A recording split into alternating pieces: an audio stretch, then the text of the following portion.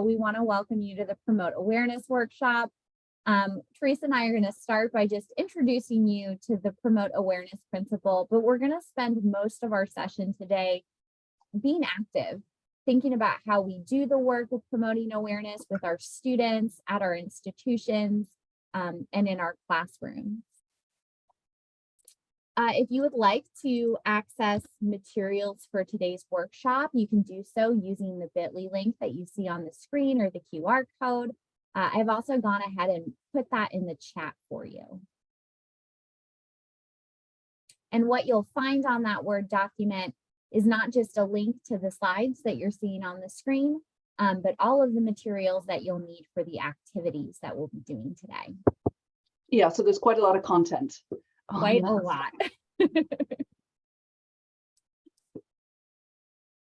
And then finally, we do just want to set some norms for our session today.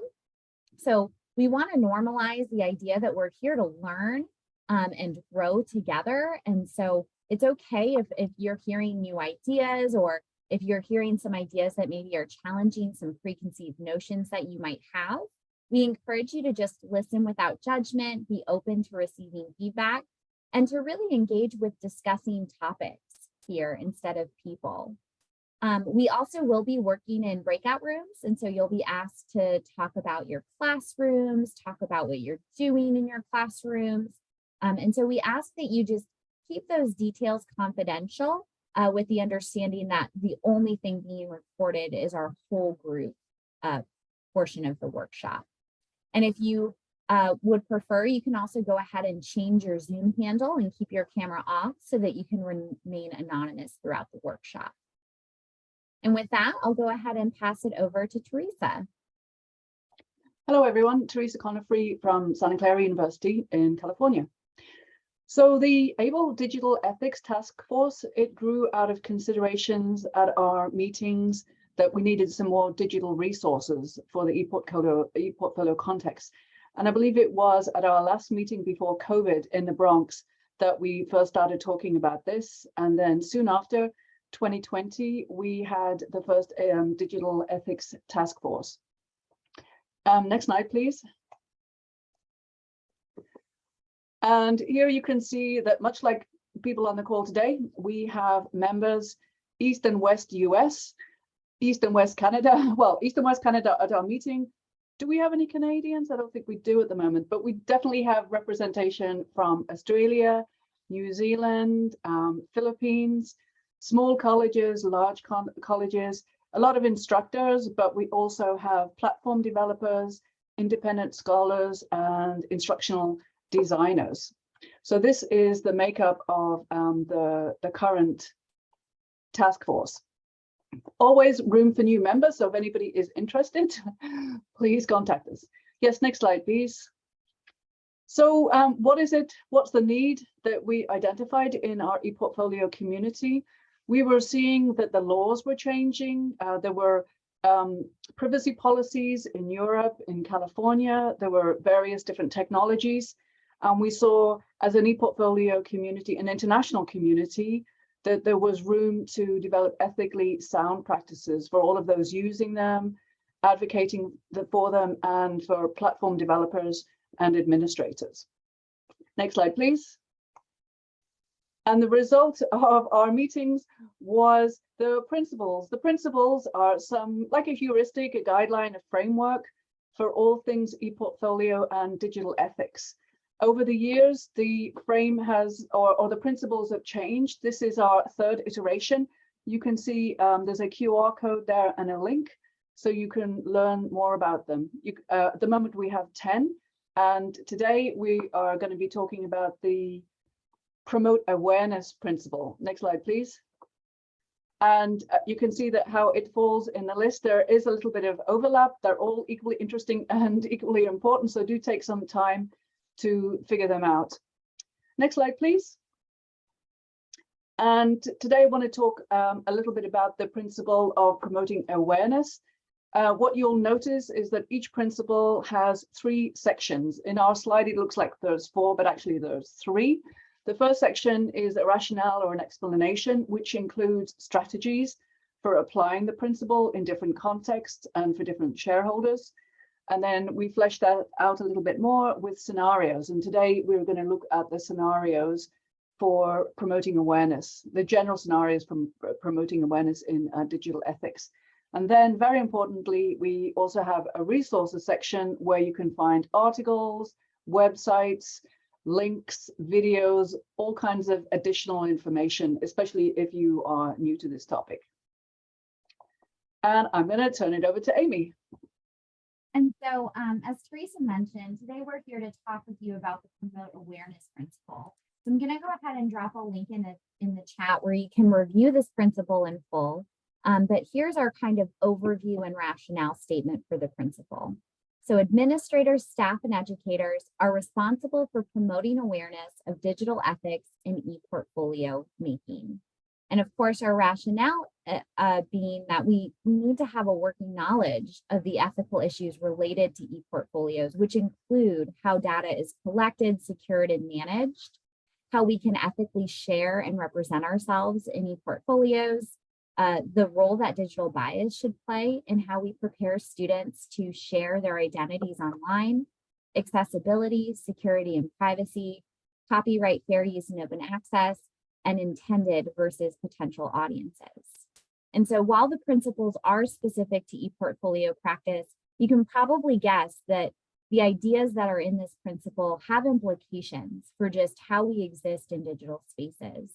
And so they have digital ethic repercussions for a range of tools and technologies. And in fact, we'll be talking about ChatGPT, OpenAI tools today as one of our examples. To just further break down the different aspects of awareness that we're promoting through this principle, again, it kind of comes down to 4 areas. So privacy, data, bias, and representation.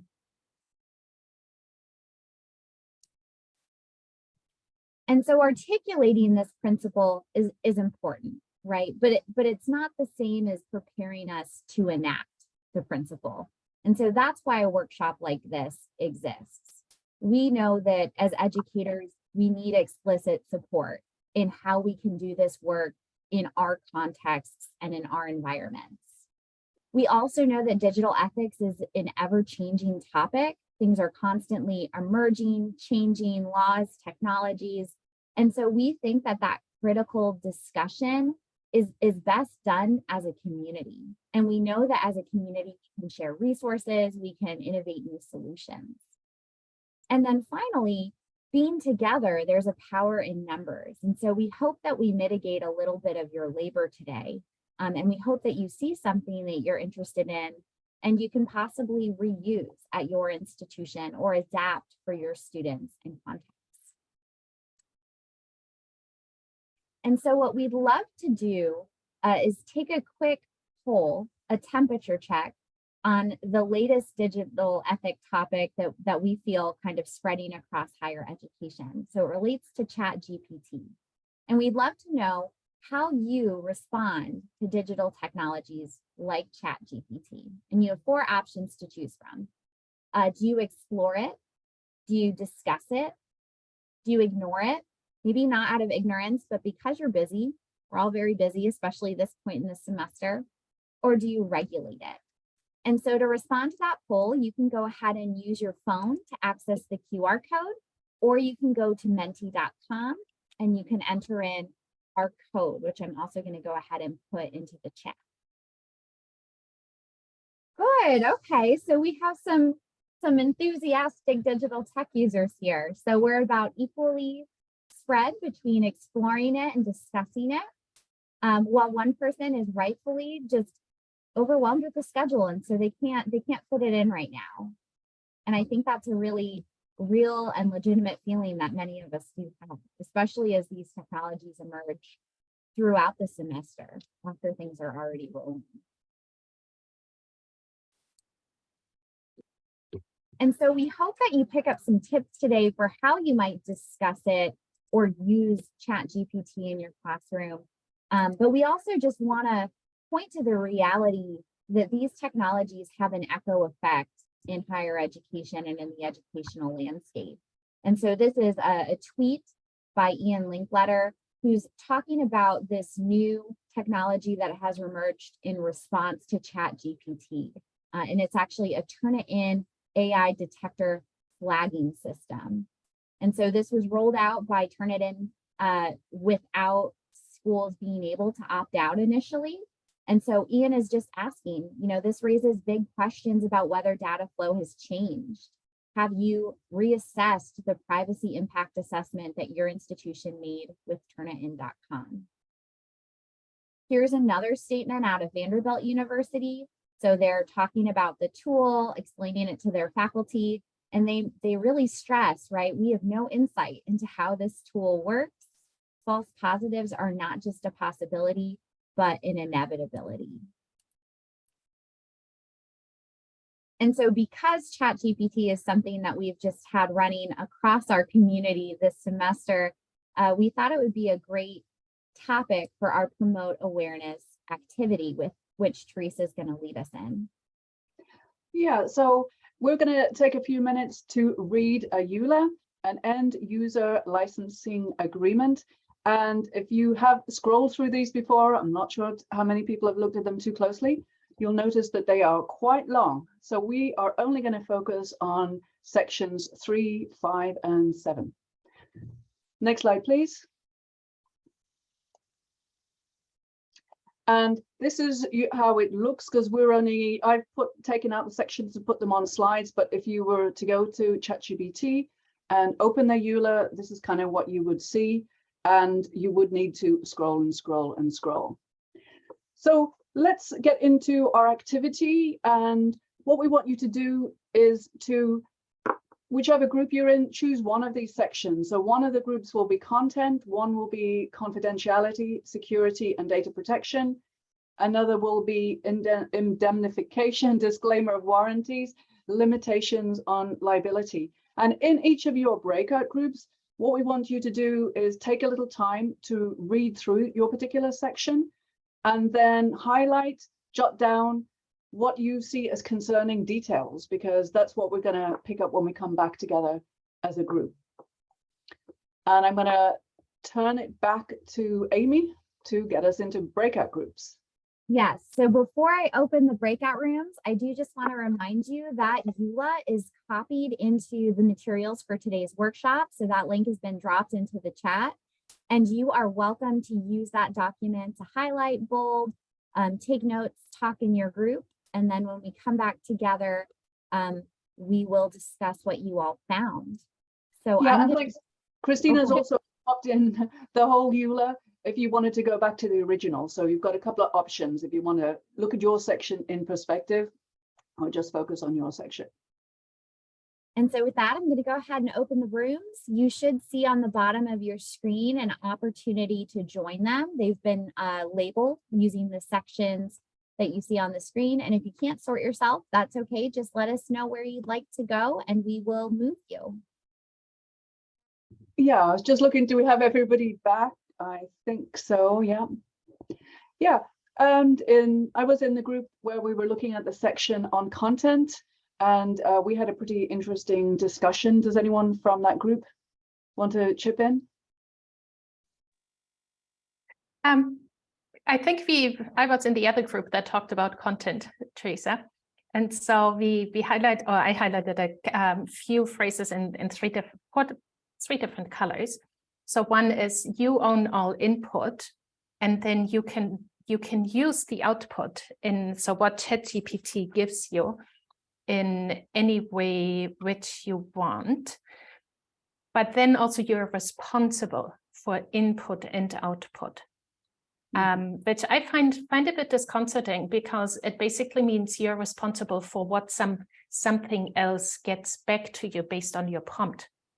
But since I don't know how the AI was trained, what biases the AI has, it might give something back that might actually be violating the law, only because I asked something innocuous and it just comes back with something different.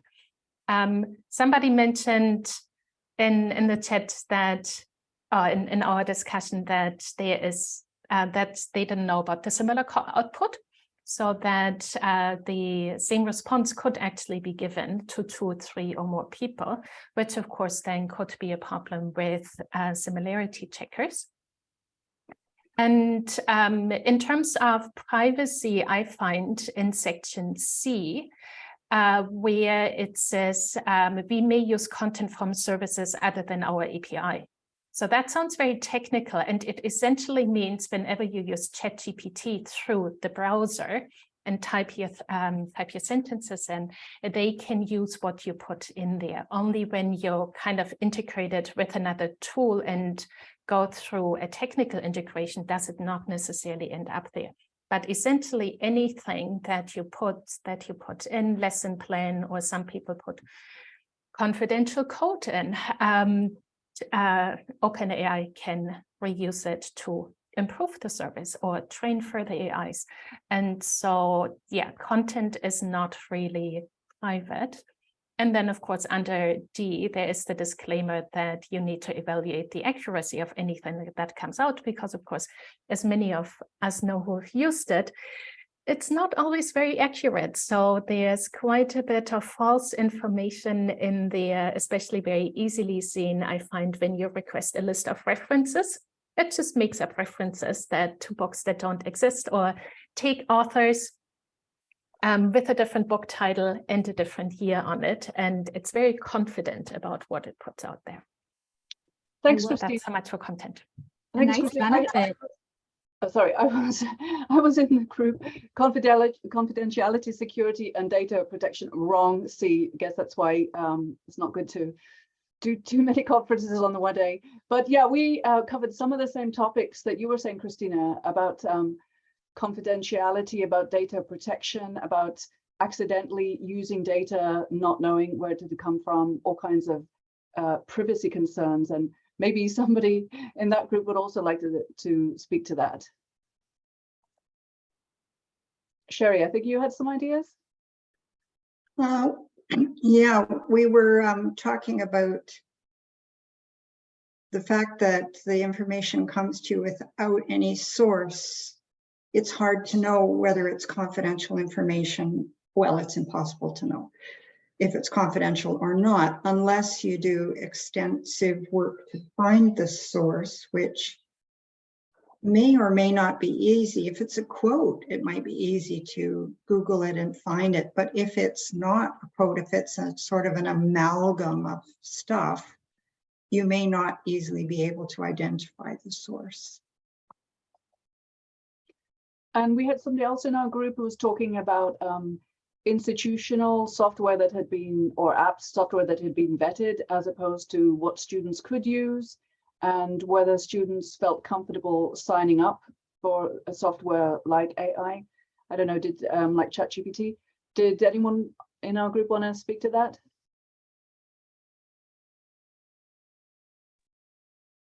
I think I was just mentioning that at our university we've created guidelines for students and faculty using all educational technologies, and we have tools that are institutionally supported. So they've been checked, and agreements have been created with institutions, and then we have with the providers of those tools, and then tools that are not part of that institutional toolkit are third-party tools. And the guidelines are, there's guidelines for students and faculty for how to use third-party tools, which are not, they're not sort of part of the toolbox. So it's the students have the option to opt out if the terms of use, if they're looking at the terms of use and the comfort levels and understanding of those, and they can get support with that. Mm-hmm. Yeah, thanks, John. And we had one more group. We had the indemnification, disclaimer of warranties, and limitations on liability. We actually didn't have anyone in that group. I will say I looked at it while I was hanging out in the main room, and some things that I noticed is pretty much that ChatGPT is not liable, and they're very, very clear that they are not liable for any inaccuracies, any losses that you have as a result of using their service. They make no warranties. And so it's really much more about protecting them if you get inaccurate information, or if because you're using information that the tool churned out, there are any kind of maleffects. Thank you very much. Yeah, it looks like it's your responsibility. You even have to protect the company, which is kind of interesting as well, isn't it? And all that capitalization should give us pause for thought. So if I may briefly inject, kind of coming from a software development and software provider side of things, limitations of liability and disclaimer on warranties are something that is very normal, and in a way, as software developers, we do need to protect ourselves a bit, because we don't know what people are using a software for. So software is developed for one particular purpose if we are using a very simple one, but that can be used in a completely different context because a person sees its potential innovation or doesn't have another tool available. And so there must be some protections, because we do need to look at it from both sides of the coin. But yes, it might be something different for where it comes in differently, I think, for AI companies, is that they are producing content. So it's not just providing a software, providing the infrastructure, but also generating something. So generative AI, it is amalgamating things. And so that's, I think, where it differs from, let's say, more traditional, just providing a tool, providing a software. So that's, I think, what would also be good to look into a bit more in the future. Yeah, thanks, Christina. And I think what we're going to do now is move from these legal concerns to practical applications. And I'm going to turn it back to Amy.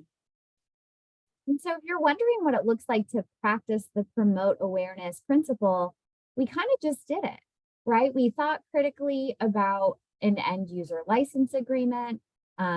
We did it in a collaborative environment. And so you could very well do something like this with your students or with your colleagues as a way to get at promoting awareness. But we do also want to talk about what it would look like to apply this principle at the institutional and programmatic level, but then also at the classroom level. And so John mentioned that at his institution, they had developed guidelines, right, for how they're going to collect and use and vet technologies. That is absolutely something that you can do to promote awareness at the institutional or programmatic level. I'm also going to share two examples of statements like this. One is from the Howe Center. So a writing center's principles for how they collect, manage, share, and protect student data. Another is from Ohio State University's student analytics principles. And so I think those just offer a couple of models for how you might think about how you articulate your values when it comes to student data. But you can also practice this principle by just asking good questions when you're in rooms with tech representatives, IT, when you're part of committees that are selecting or vetting technologies. You can ask them about things like data location, user security. You can go to the digital ethics principles and ask, how do you collect and store student data? What are you collecting? Can they opt out? Sometimes just raising those questions can be helpful. And then finally, creating communal resources that can be used by members of your institutional community, maybe instructors or students, but then hopefully also the ABLE community, ePortfolio practitioners as well. For those of us wondering how we do this work at the classroom level, again, I think it's about just being aware of the discomfort our students might have using certain technologies. And so someone already mentioned, right, a student might not feel comfortable using ChatGPT if you have a ChatGPT activity in your classroom. Students might not feel comfortable using Wix or Weebly to build a public-facing portfolio. And so what alternatives can you provide for those students who don't want to use certain technologies? How can they still be successful in the assignment or in the project without having to sell their data? For students who don't care about their data, and I found that to be kind of the norm in my classroom experience, explaining to them why they should care, why they maybe don't want to accept all the cookies or accept all of the data scraping agreements. That's important too. I think our students sometimes sell their data, sell their usage history without understanding what they're doing and without an understanding of the potential risks and issues that are at play. And so you might guide them through some questions they could ask about privacy, security, bias, and get them thinking critically about a topic that they might not have experienced using critical thinking as they approach it. Also showing them those EULAs. Again, they're documents intentionally written not to be accessible in hopes that we'll just accept all and move on. So creating activities like the ones that you just did with the two of us, where you review the EULA, you talk about it, you expose its implications, that could be a great way to kind of get at some of these issues. And with that, we're going to go ahead and jump into our scenarios. And so I'll hand it back to Teresa.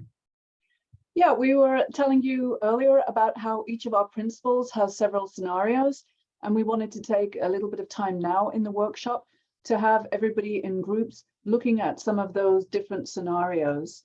And how we're going to do that, we'll have breakouts, and then we'll have breakouts where you can look at particular scenarios and you can find those in the materials that we've shared. Amy, can you? Yeah, thanks. So here's another link to those materials. And then we'll come back after this again to pool our knowledge, do some group sharing. And I think we're going to do that in the chat. Is that right? Yeah. So this time for variety, we'll have comments in the chat. Amy, can you put us in breakout groups? Yes. Unlike the last time, you are going to be put into groups randomly this time. So let me just set these names. Hi everyone. Yeah, I hope you had a good chat in your group. If you want to, you can just voice some of the ideas you came up with, or you can put them in the chat. In the last 54 seconds in our group, we were looking at scenario 4. The conundrum was brought up, and group members, please do chime in. The conundrum was brought up that a number of employers now require students to, or future employers, to have knowledge in using AI tools, for example, ChatGPT, to raise productivity and efficiency, because there are some really, really good aspects about it.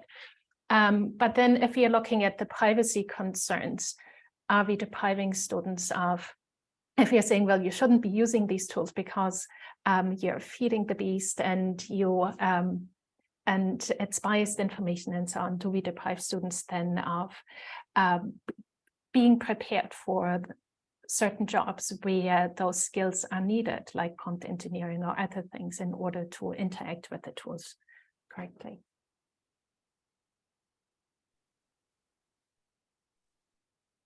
That's such a good question. I'll say I've been exploring ChatGPT with my business communications students this semester, and we have like a computer at the front of the room that has my account loaded that they can use if they don't feel comfortable.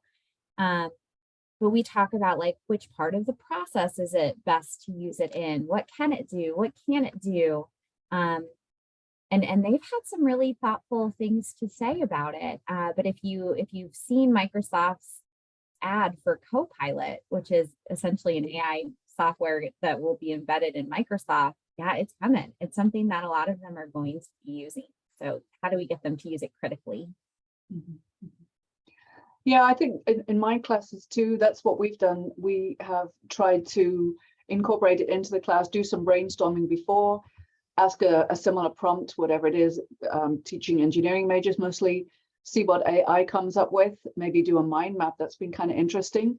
And then compare and contrast what you came up with, what AI came up with, maybe there are some shareholders, maybe there's some perspectives that you missed, that can lead to a fruitful discussion as well. But it's here, we're using spell checkers, we're using GPS, might as well learn how to use it effectively. And we have a couple of comments in the chat. Oh yeah, comparing and contrasting differences in versions of ChatGPT. And yes, we need to prepare our learners to navigate these IT issues. And as Amy was saying, it came across in our discussion too, some of the students, they're aware of these issues and some aren't. So we're dealing with both camps. And Christina, I just love that your group thought about this in response to situation 4, which is about professionalism. Like I think professionalism is great when we talk about it as like habits and behaviors and not as appearances. And so kudos to the group for focusing in that way. Maybe going a little bit back to scenario 3 that our group had in regards to keeping information from the internship confidential.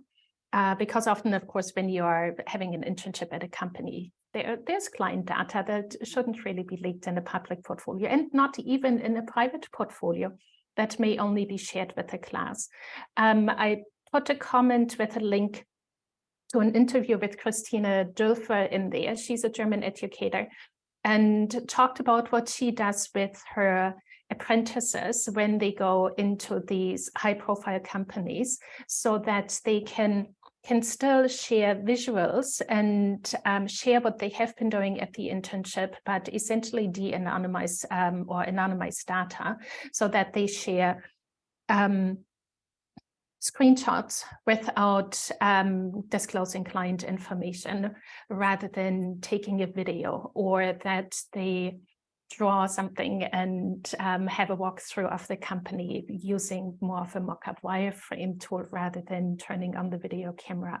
And so there are some really neat ideas that she has on how to deal with that situation, so that students can still share meaningfully from their internship without compromising what the company wants publicly disclosed.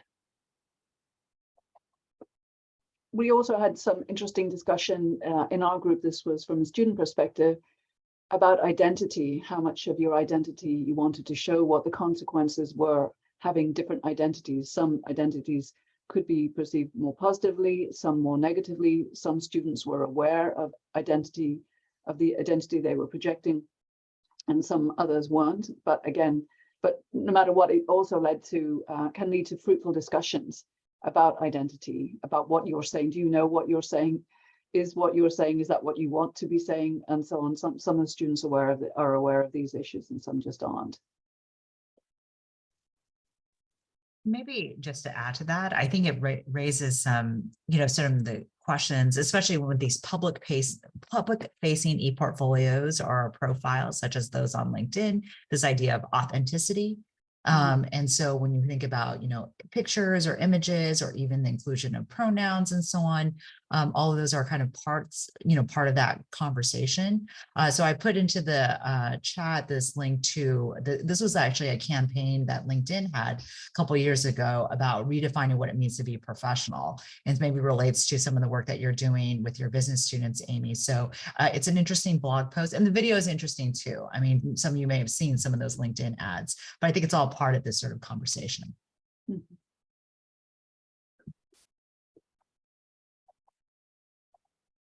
Yeah, I really appreciate you bringing that up, given where I'm joining you from, right? In a number of states, we have students who are maybe being targeted by certain laws, by certain policies. And so it is very important that they have a safe space to think about representation and bias.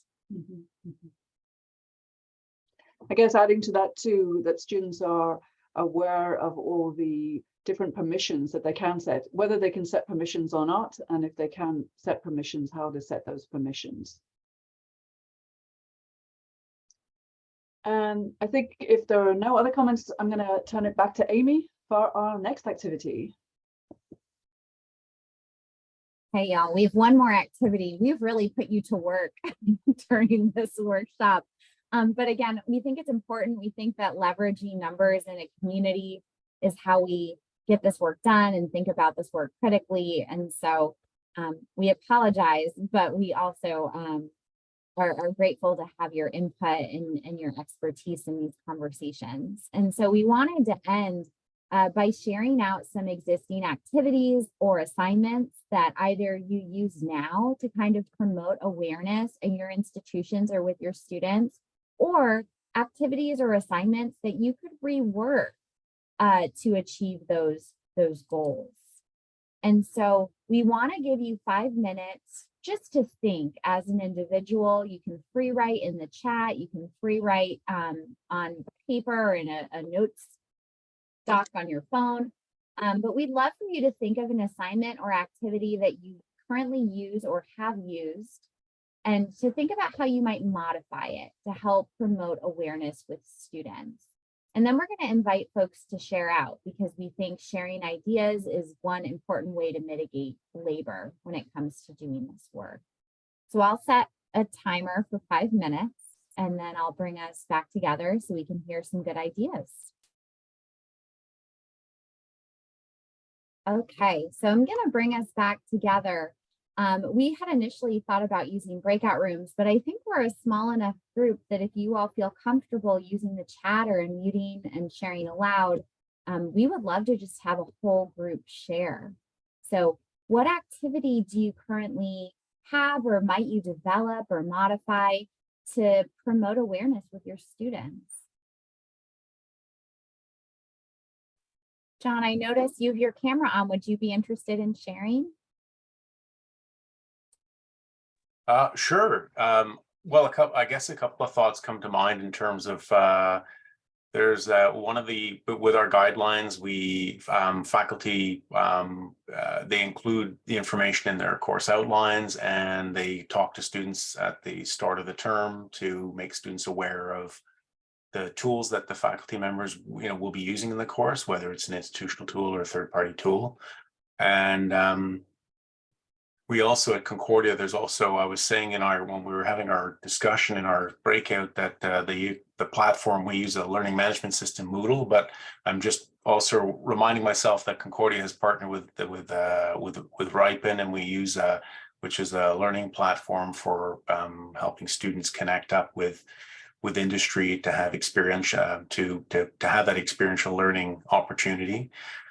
So it's kind of it's sort of built in, I think, into that that platform when faculty are briefing students and getting them involved. So there's different angles, but at a very, as a starter level, I mean, just sharing the guidelines with students. As we also have a course outline, we have a guide for faculty for things they can include in their course outline, and that also includes the educational technology guidelines for faculty and students as well. I love that. So you're sort of taking those larger policies that a student might not know about, and you're bringing them into a classroom conversation. That's great. Would anyone else like to share? I have an ePortfolio assignment in my class, as you might expect. And I was thinking, in the light of these conversations, we have talked about platform choice. Usually in this is a class with engineering majors. So I let them choose, because they could be computer scientists and they might have their own website. But I'm realizing, and we need to at least take some classroom time to talk about the consequences of platform choice. What difference does it make? Some of them, I suggested the Google Sites, which is the one that's protected in the university, that offers the most protection on all different kinds of fronts. It's even difficult to share it outside the university. And of course, nobody can get into it. But a lot of them opted for Weebly, Wix, WordPress, because it looks nicer, it's easier. And we need to revisit that, what the consequences are. And I was thinking too that I'll put in a little bit more time into my lesson plan for them to give each other feedback, because again, we're very close to what we've put out there, but it might be hard for us to see how somebody else is interpreting what we've done. So I know they might not like doing that, but it's a good thing for them to do because many of them do hope to share their e-portfolios with employers. And so getting feedback from others about how they're presenting themselves, that could be very valuable. Yeah, I think that's a wonderful idea. And again, that audience perspective is sometimes where we can see bias or we can see representation that maybe we aren't aware of when we're composing our own portfolios. Brandy mentions that they embed considerations across ePortfolio assignments. So it seems like awareness is kind of this ongoing conversation that Brandy has with her students across assignments and semesters. That's great. Helen says students in the class choose their platforms and she'd like to incorporate a guided review of EULAs. Oh, that's awesome. And yes, are you thinking of the word cloud activity Megan did with us? Oh, Helen, you're muted. Helen, you're still muted. Classic. Yeah, so Bill, I know that Megan did something for GSOL. I don't know if that was a specific activity, but she had shared some of those materials. I thought that looked really interesting, but really building off what you were saying, Teresa, they're picking Wix, Weebly, Squarespace, all of those things. How can we kind of, it's also not just reading the EULAs, but like, what does it mean? Like, what does it mean pragmatically in terms of what you do about it, or just knowing that, what they say. So I think there's some help is needed on the kind of interpretation implications, side of things. And just maybe also think about LinkedIn, which I've never looked at their EULA either. Yeah, connected to that, I had some resistance from my students to creating ePortfolios because some of them are saying that they can do everything that I'm asking them to do in LinkedIn. And I'm not sure, I'm not so familiar with it. It seems to me that they are for very different purposes. But Helen, you were mentioning too that they could have a video introduction on LinkedIn. I'm going to be investigating that myself because I don't know how long, if there are time limits and what the consequences are of having so much information on LinkedIn. Well, I think the consequences, are definitely critical. And it was a feature they had for a while. I don't know if they still have it, but it's worth looking into. But there is the audio kind of feature there, mainly for purposes of explain, like, how to say your name. Although I have seen some people use that sort of short clip to kind of introduce themselves. So I think, so Christine, I think your idea of translating it into plain language, understanding sort of the implications, I think definitely, Teresa, you and I probably should talk more, basically. And I'll just say, keep an eye out for future task force initiatives where you might be able to share some of these great ideas in a more public facing platform. Does anyone else want to share? Well, thank you all. We really appreciate you sharing your ideas with us. And with that, I will pass it over to Teresa. Yeah, so our next activity, we wanted you all to think about one takeaway. We've talked about a whole bunch of different things, but what is something that you want to remember? And we would like you to put that into another Menti. Again, point your phone's camera at the URL or at the QR code, or go to the website and put some idea. We want to see graphically what has come out of this workshop. Teresa, I think that's everybody. Yeah, thanks everyone. And it looks like front and center, we have ask questions and intentionality. And definitely those are very important takeaways. We want to be asking questions. We want our students to be asking questions. We want them to be intentional about their use. We want our institutions to be intentional about how technology is used. Yeah, and translation, question language, open eyes. Yeah, a lot of them along those lines.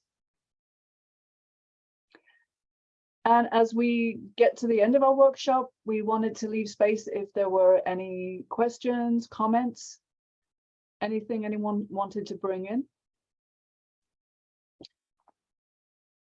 Yeah, I just wanted to say that I really enjoyed the conversation, and I think it's going to be an important one about how do we balance using these tools and preparing students without, overstepping our boundaries and exposing data. How do we because we are obligated to prepare students, but we're also obligated to protect them as well. So we're kind of stuck in this gray area where we need to do both. So I don't, obviously there's no magic answer to this. So I think the big thing is just having an ongoing dialogue, and obviously discussions like this are super, super helpful. Yeah, thanks, Mike. That really was the concern behind forming this group, Digital Ethics, because everything is changing, it's evolving, and it needs to be on our radar. We want to come up with best practices. We want to protect everybody, but also encourage learning. Yeah, straddle both.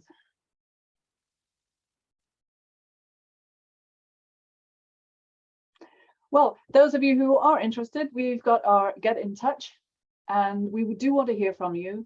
We'd like you to contact us if you have any questions, comments.